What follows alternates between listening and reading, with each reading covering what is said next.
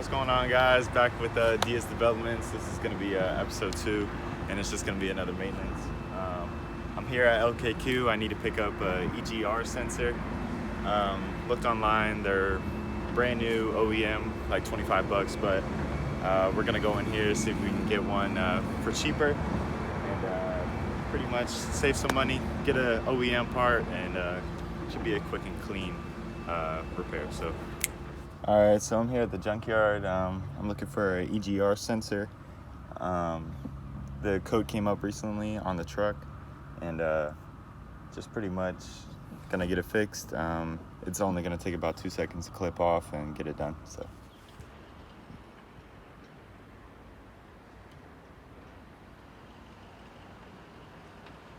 Here, F-150 XL. Let's see if we can pull anything from the interior. And the interior is gone. Actually need some of those little cosmetic pieces that go right there, like a knob. Maybe take one of these. Maybe take that with me. See if I can get anything from it.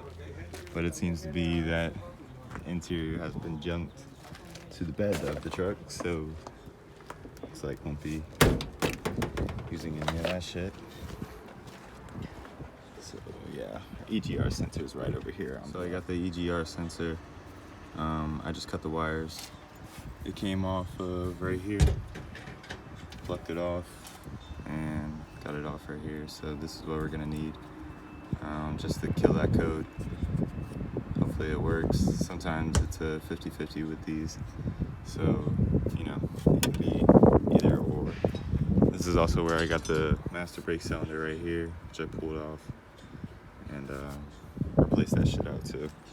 But now it's just really just finding pretty much just cosmetic little shits and whatever else I can find that, you know, will help the truck out or whatever.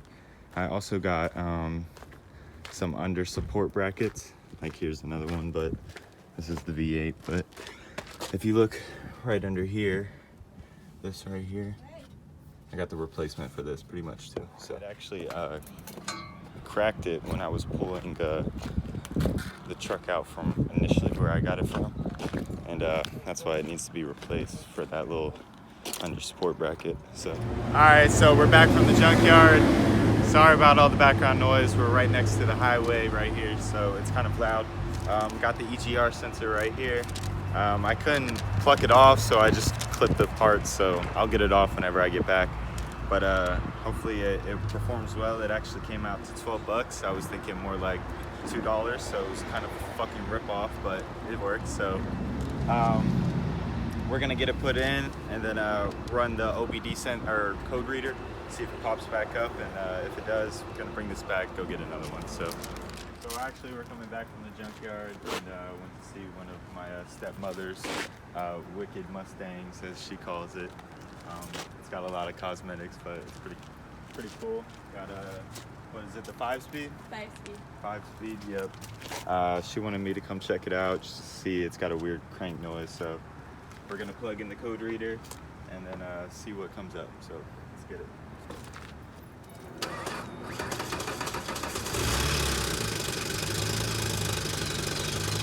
Oh dear. You want me to put the hood up again? Yeah. Okay, Jackie, come here.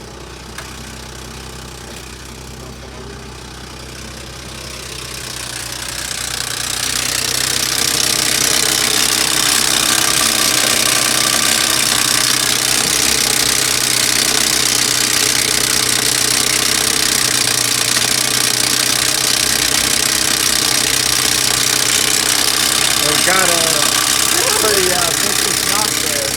I tried that! So we got some codes that came up. Let's check them out. Oh, she crashed.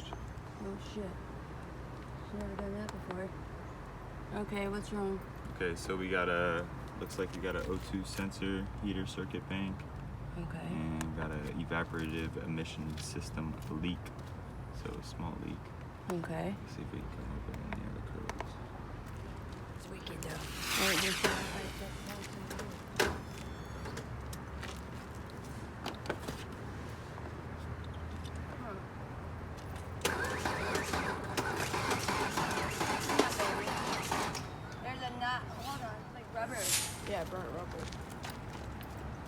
Let's dive in. No, that's not. Let's not dive in. No, let's not dive in. I don't know what's wrong.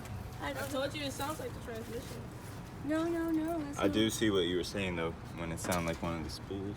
Yeah, you know what I'm saying? Yeah. It's not. It's literally up front. Whatever it is, it's up here. Mm-hmm. It's not back there, which it's weird. So it looks like we're gonna have to do some diagnosing and Yeah, figure it's out what it definitely a is. So project, dude. we'll be back right to some diagnosing on the diagnostics on the Mustang, and it's probably gonna turn out to be a little more of a project. I'm gonna try and do some research on finding out what that knock is and everything. It's not a rod, so I mean that's for sure, but it's definitely something that's not gonna be cheap. So I'm gonna try and find the part and see if I can personally do it myself with just the equipment I have and get that on video. If not, you know, we'll just break it down, see if we can get the part, and come out with the total whenever it goes to the mechanic. So, but we'll be right back for a quick glance. You know what I'm saying? Quick little glance. All right, so we're back at the house. We're gonna get the EGR sensor changed out and plugged in. And a quick little update, I guess no one hasn't seen the interior. It's been clean too, but cleaned up a little too. It's actually, I just used the truck recently, but it's been cleaned up. So we're gonna crank it real quick just to see how it starts, so you guys can get a look at it. But as of right now, this is the crank.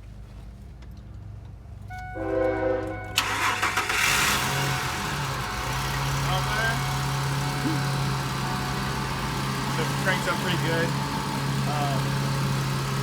I guess because the vacuum lines get clogged up, so sometimes they haven't been able to push the air through, so that's probably why on some of the cranks they haven't been going through, but these lines seem to be pretty cleaned out and straight, and hopefully this little device right here works. So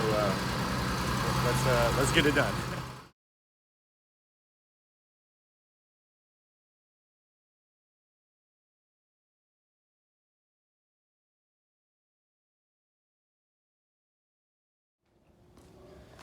Alright, so we got it changed out. Now we're gonna hook up the OBD reader right here and see our code. Initially it was popping up, I think the code was 1401 or something like that. So let's plug this one in. Let's get our OBD up.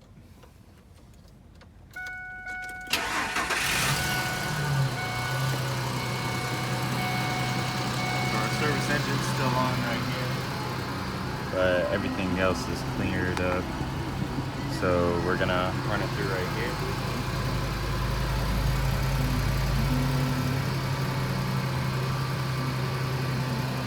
Alright, so OBD ran through. We got one code found. Let's read our codes.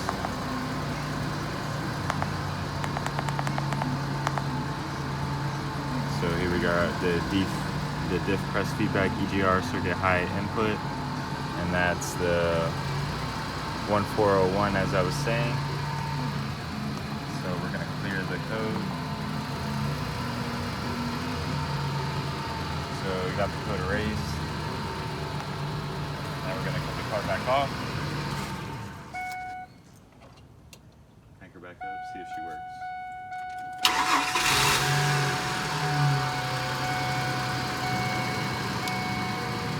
As of right now, we got no service engine, so we're looking kind of good, so might be good to go.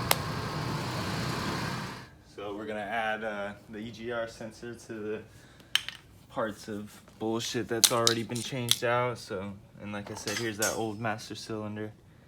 Looks pretty beat up, but I guess inside it was failing mechanically. So here's the old stator, old alternator, and now the EGR sensor. And hopefully it doesn't have to continue. Alright, so I hope you guys enjoyed that video right there. That is episode 2. I want to bring more content, so I'm gonna have more of my friends' cars and stuff. I'm gonna show some more little projects and everything like that along the road of getting the truck fixed up.